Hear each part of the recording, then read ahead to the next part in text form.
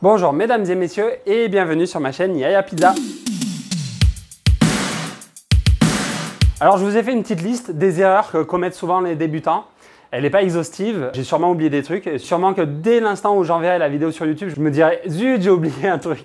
Ça risque d'arriver. Je la mettrai, on va dire, je la mettrai dans les commentaires. Si vous pensez à d'autres choses, n'hésitez pas aussi à me le mettre dans les commentaires, on peut même en discuter. Et puis voilà, c'est parti. Alors première erreur, ne pas peser. Alors erreur de débutant, on veut faire des pizzas, on est habitué aux recettes sur internet, un verre d'eau, 2 verres de farine, une cuillère à soupe de sel.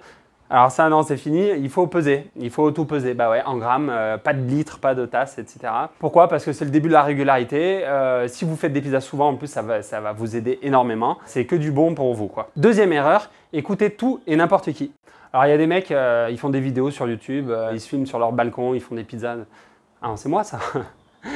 Non, je plaisante. Non, quand je dis qu'il ne faut pas écouter tout et n'importe qui, ça ne veut pas dire qu'ils disent n'importe quoi, c'est pas ça. C'est-à-dire que, attention, il y a des gens qui ne parlent pas le même langage. Si par exemple, je vous dis, je fais une Biga 100% TH 70 24 heures TA, est-ce que vous comprenez? Il y a des débutants qui ne vont pas comprendre. Donc, restez dans un cadre que vous connaissez. Ok? Ça nous mène à la troisième erreur, se compliquer la tâche. Ne vous compliquez pas les choses. Chaque chose en son temps. Si vous voulez faire une pâte super hydratée, commencez par une pâte qui est hydratée correctement, avec une texture avec laquelle vous êtes à l'aise. Quatrième erreur, se prendre la tête pour la levure. Alors, faites avec ce que vous avez. Il faut juste savoir qu'on a la levure fraîche, la levure sèche active et la levure sèche instantanée. La levure sèche instantanée se dose 3 fois moins que la levure fraîche parce qu'elle a beaucoup plus de matière sèche. La levure fraîche, c'est 70% d'eau. La levure active se dose, alors ça dépend, en moitié à peu près. Mais en gros, à partir du moment où vous avez trouvé votre bonne dose, la levure marchera bien, c'est bon. Et seule la levure sèche active a besoin d'être réactivée dans l'eau tiède. La levure sèche instantanée n'en a pas besoin. Vous pouvez la saupoudrer directement sur la farine et c'est bon. Erreur numéro 5, vouloir faire une pizza qui n'est pas adaptée à son four. Alors ça arrive souvent. Ouais, je veux faire une pizza napolitaine dans mon four ménager. Ben, ça va être difficile. Alors il y en a qui ont des techniques, il y en a qui hackent le four, c'est-à-dire qu'ils le manipulent pour qu'il reste en version pyrolyse à 500-600 degrés. Mais bon, ici je ne vais pas vous conseiller de le faire.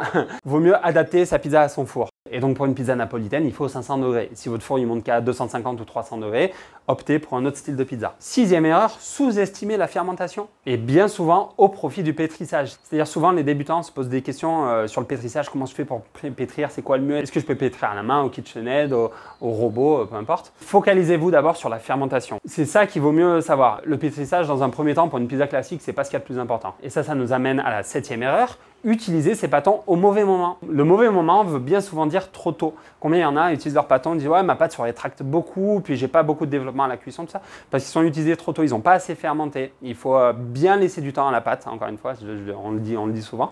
Il faut que les pâtons soient bien gonflés et qu'ils aient un bon rapport extensibilité-élasticité. Alors puisqu'on est dans l'utilisation du pâton, on arrive à la huitième erreur, bouler trop tardivement. Souvent les débutants ils disent voilà hier j'ai fait ma pâte, elle est au frigo, 24 heures au frigo c'est super, je mange dans 1 heure, je sors ma pâte et je fais mes boules.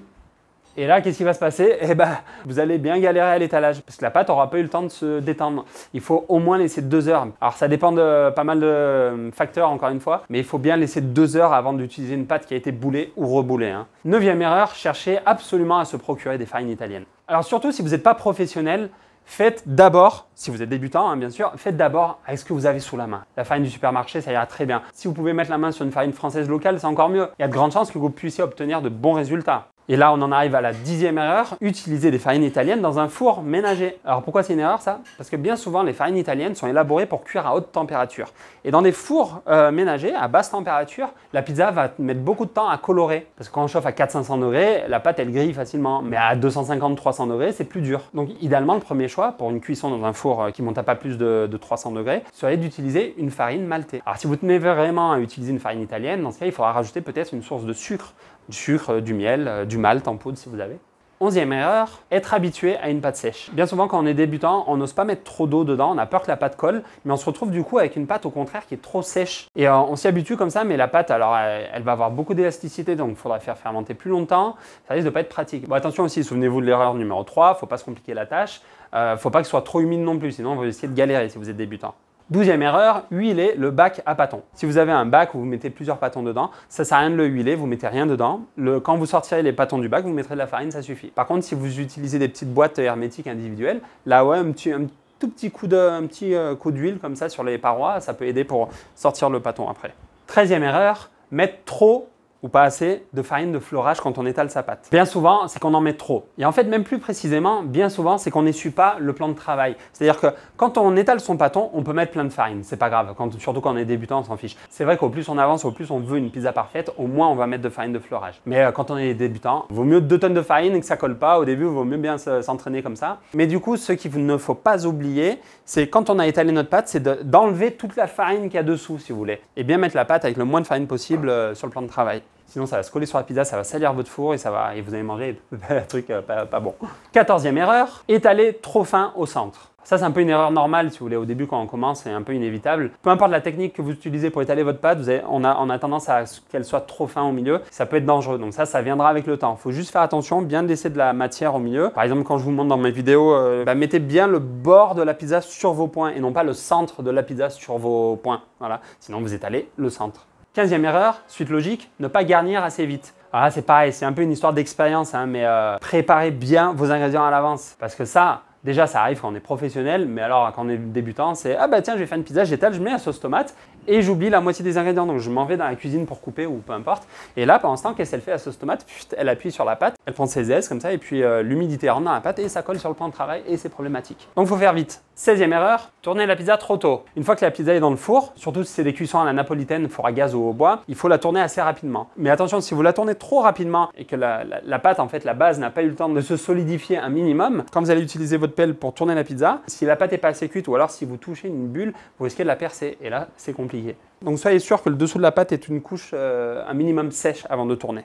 17e erreur, utiliser la chaleur tournante d'un four ménager. Autant de l'air pulsé dans un four professionnel, ça peut aller, mais autant la chaleur tournante dans un four ménager, ça sert pas à grand chose. La pizza, elle aime bien la chaleur directe, elle aime bien la radiation. 18e erreur, ne pas remettre sa pizza au même endroit dans le four. Alors ça, c'est valable surtout pour les débutants en mode professionnel, ceux qui ont en tout cas un grand four. Je tourne ma pizza, puis sans faire exprès, je la déplace d'une demi-pizza sur le côté. Donc ce qui risque de se passer, c'est qu'elle risque d'absorber 2 fois la chaleur de la sole, donc elle risque de griller. Alors bien sûr, il y a des cas exceptionnels où on peut changer de place, c'est quand la sole n'est pas assez chaude ou qu'elle a trop été refroidie par les pizzas précédentes. 19e erreur de débutant et de professionnel, ne pas prendre des notes. Alors oui, c'est l'erreur que je fais aussi et que je vous dis souvent dans mes vidéos de ne pas faire.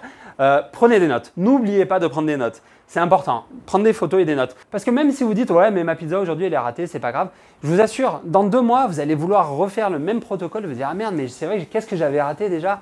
Ah, quel idiot, j'ai pas pris de photo. Eh ben oui, j'ai pas noté. Eh ben oui. » Notez bien, et c'est pareil, ça vous aidera beaucoup pour la régularité et la réussite. Et enfin, 20e erreur, croire qu'on a fini d'apprendre. Alors on arrive sur une touche un peu philosophique, on finit jamais d'apprendre en fait. Le truc c'est que, et moi-même je suis passé par là, un jour on fait une formation et on est content, on a appris parce que de là, on est passé à là, on se dit ouais ça y est, je sais plein de choses, je suis le meilleur, écoutez-moi, machin. Et en fait on se rend compte que quand on regarde en haut, il y a encore, ça finit jamais. Faut rester humble et continuer d'apprendre, toujours. Voilà pour les 20 erreurs. Et bien écoutez, si c'est pas complet, laissez-moi des commentaires. En attendant, vous pouvez vous abonner, vous pouvez partager. Je vous remercie et je vous dis à bientôt pour la prochaine vidéo. Salut, ciao, ciao!